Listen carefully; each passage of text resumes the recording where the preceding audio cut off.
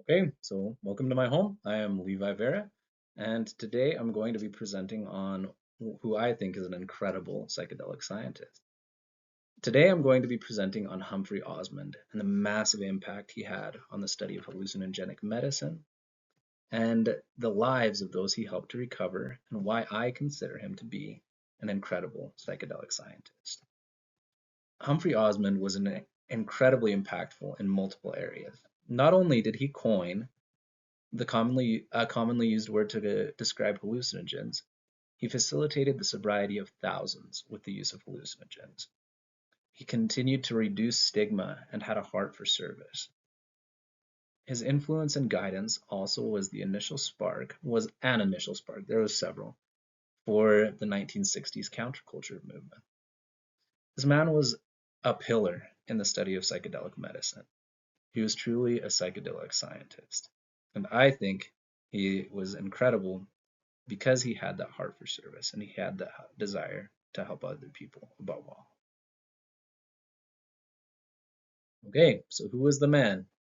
This guy up here, this was Humphrey Osmond.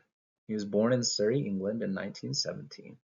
And some of his scholarly pedigree. He attended Haileybury School, which was a boarding school in his early years. He then moved on to Hertfordshire School, which was his university. And then he moved into medical school at Guy's Medical Hospital.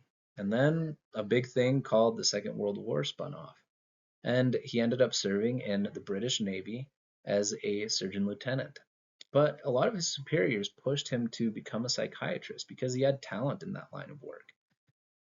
Anyway, he started working with hallucinogens somewhere in the early 1950s. But there was a couple things that happened before that. In 1940, he received residency at St. George's Hospital, London.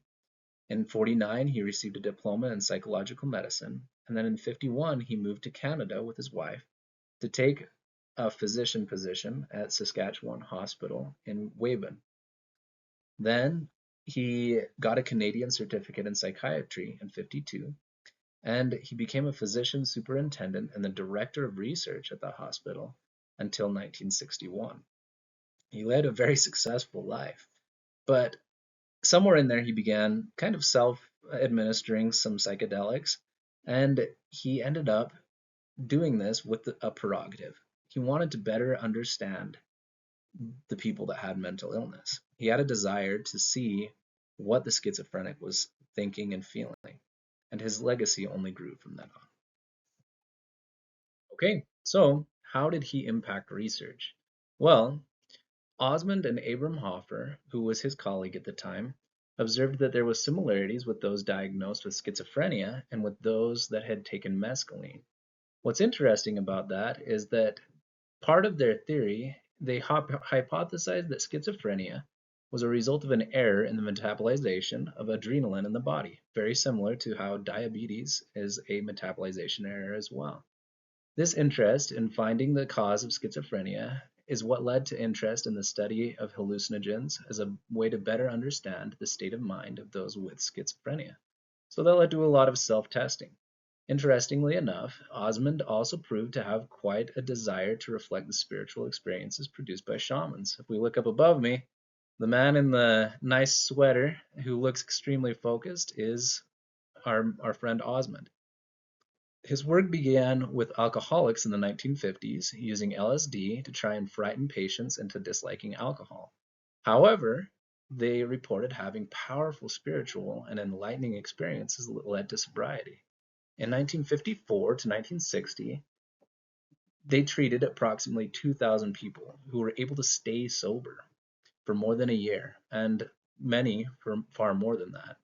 This also attracted the attention of the founder of Alcoholics Anonymous, Bill Wilson. In Osmond's time, hallucinogens were also referred to as psychomimetic, mimicking psychosis, psyche, mind, T would be cutting or separating, and mimetic to mimic or imitate. Essentially, it was just this drug made you reproduce what it's like to be psychotic, to have a mental illness. There was stigma surrounding the use of this word because many thought that it would drive people insane to take these drugs. Something that I thought as a youth, as a young man, I thought if anybody ever takes a mushroom or if they ever do any types of drugs like LSD or anything like that, their mind is lost and they're wandering for forever, which isn't the case at all. However, Osmond coined the word psychedelic, psyche, mind or soul, and dilaun, which would make manifest or show or reveal. This change in the word to psychedelic helps to change the stigma around the word psychomimetic, allowing less stigma surrounding the research of hallucinogens. So, what impact did he have on culture? Well, to coin his own word and to coin his own phrase, to fathom hell or soar angelic, just take a pinch of psychedelic. This was the phrase that Humphrey Osmond wrote to Aldous Huxley in a letter officially coining the word psychedelic. So he was the inventor of the word psychedelic. The impact of hallucinogens on Aldous Huxley was incredible because earlier on in his life, Huxley was extremely suspicious of drug use. He was a famous author, Aldous Huxley was, and he wrote the book A Brave New World. In A Brave New World, it's a dystopian society, and this dystopian society is run by this drug and by an evil government that uses the drug soma to manipulate its people. And that's kind of how Aldous Huxley saw the drugs. He saw it as distractive and mind numbing. But eventually, because he himself was trying to gain some form of transcendence, something bigger than himself, he eventually got the idea, maybe I try a drug like this to be able to see if it helps me to transcend. His experience was incredible. He ended up taking mescaline with Humphrey Osmond, and it changed his perception of the drugs completely. And he ended up writing the book, The Doors of Perception, which ended up being very impactful in increasing awareness of the benefits of psychedelics and opened many people's minds on what psychedelics were. And it massively inspired counterculture. And oddly enough, it also inspired the band The Doors. The name The Doors was inspired by the Doors of Perception. So very interesting. Schizophrenics are lonely because they cannot let their fellows know what is happening to them. And so they lose their only thread of social support. That was something that was written by Humphrey Osmond. He had a desire to help people. That's what I like about Humphrey Osmond is that he had a desire to help people overcome the things that were challenging them. He wanted a way to prove that schizophrenia was a mental illness just like anything else. He wanted to see if there was a connection between issues of metabolization, just like diabetes. And it was all in an effort to try and downgrade the amount of fear around mental illness. And it's because he wanted people to be able to live normal lives. He had an extreme amount of empathy. And his work with psychedelics opened many minds to new ideas and reduced a lot of fear. So one of the questions that I think is the most interesting is what kind of legacy did he leave behind? So I think that one of the things that is very interesting about Osmond is that he began in simple beginnings. He wanted to help people. He served in the Second World War in a service capacity because he wanted to help other people. Interestingly enough, this desire to serve is what pushed others to push him to become a psychiatrist, where he only grew in his ability to serve. And he wanted to serve not anybody, not the wealthy, not anything like that. He wanted to serve the most underprivileged in our society, the severely mentally ill, and those who had severe alcoholism. And this desire helped him to discover some of the capabilities of hallucinogenic medicine, of psychedelics.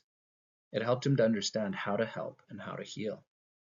Coining the word psychedelic reduced stigma around the use of hallucinogenic medicine, and it also sparked interest in the transcendent capabilities of the use of this medicine.